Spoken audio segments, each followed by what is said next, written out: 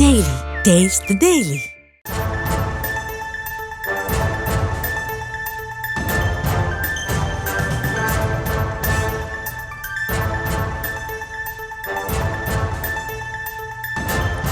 அண்மை செய்தியை பார்த்து வருகிறோம்.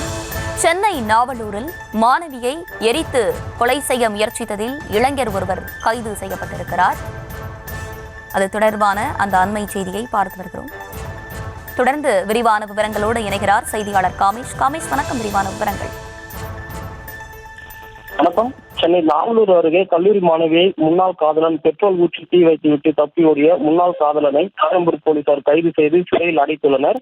கடலூர் மாவட்டம் இருதாச்சலம் தெற்கு தெருவைச் சேர்ந்தவர் வேல்முருகன். இவரது மகள் காயத்ரி வயது 19.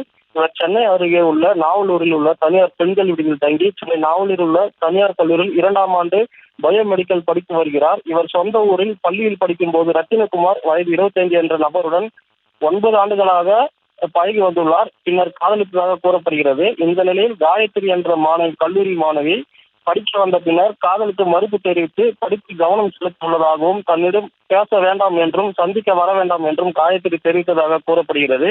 இந்த நிலையில் கடந்த 30ஆம் தேதி இரவு 9 மணிக்கு சென்னை கோயம்பேடு மார்க்கெட்டில் வேலைக்காக வந்த ரத்தினகுமார் விடுதியில் தங்கியிருந்த கல்லூரி மாணவி காயத்ரிக்கு போன் செய்து, உன்னை சந்திக்க நாவலூர் வந்துள்ளேன், சிறிது நேரம் பேசிக் கொண்டு இருந்துவிட்டு சென்று விடுகிறேன் என்று செல்போனில் அழைத்துள்ளார். இதை நம்பி விடுதியை விட்டு வெளியே வந்த கல்லூரி மாணவி காயத்ரி ஓஎம்ஆர் சாலையில் நின்றிருந்த ரத்தினகுமாரை சந்தித்து பேசிக் கொண்டிருந்துள்ளார்.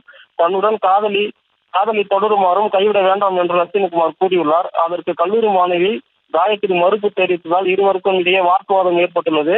அப்போது மறைத்து வைத்திருந்த கேனில் இருந்த பெட்ரோலை காயத்ரி மீது ஊற்றி ரத்தினகுமார் தன்னிடம் இருந்த சிகரெட் லைட்டர் மூலம் தீ வைத்து அங்கிருந்து தப்பி ஓடியுள்ளான். இதில் தீ மலமளவென பரவியதால் அலறி அடித்து காயத்ரி மீது அருகில் இருந்தவர்கள் தண்ணீரை ஊற்றி தீ அணைத்துள்ளனர். பின்னர் பொதுமக்கள் காயத்ரி மீது 108 ஆம்புலன்ஸ் மூலம் கல்லூரி மாணவி காயத்ரி கேளம்பாக்கத்தில் உள்ள தனியார் மருத்துவமனை சிகிச்சைக்காக சேர்த்துள்ளனர். பின்னர் மேல் சிகிச்சைக்காக சென்னையில் உள்ள குளோபல் தனியார் மருத்துவமனை உயிருக்கு ஆபத்தான நிலையில் கல்லூரி மாணவி சிகிச்சை பெற்று வருகிறார்.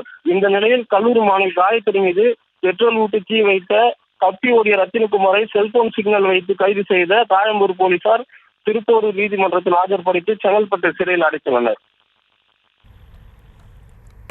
விவரங்களை வழங்கியமைக்கு நன்றி காமேஷ்.